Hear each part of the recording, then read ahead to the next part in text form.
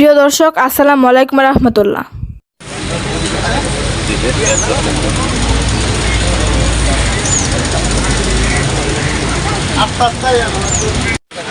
প্রিয় দর্শক, আসসালামু আলাইকুম রহমতুল্লাহ।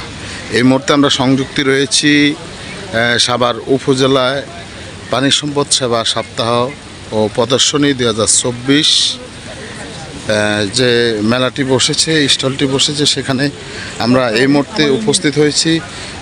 আমরা আপনাদেরকে এ বিষয়ে দেখানোর চেষ্টা করছি। দর্শক, আপনারা দেখতে পাচ্ছেন আজকের এই মেলার যে বিভিন্ন স্টলগুলো হয়েছে, বিভিন্ন ওষুধ কোম্পানি এবং বিভিন্ন গবাদি পশু এখানে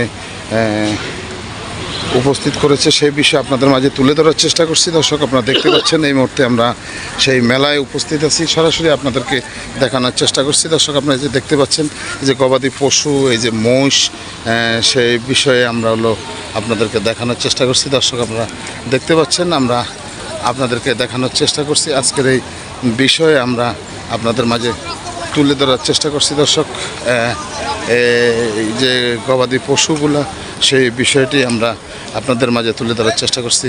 দর্শক, আপনারা দেখতে পাচ্ছেন আজকের এই বিষয়ে। দর্শক, পরবর্তীতে আবার আরেকটি বিষয় আপনাদের মাঝে তুলে ধরার চেষ্টা করব। বিদায় নিচ্ছি আমি বি চৌধুরী, প্রজন্ম টিভি।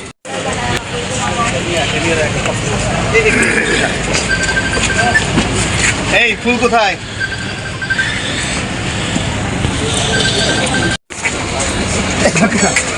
একটু সামনে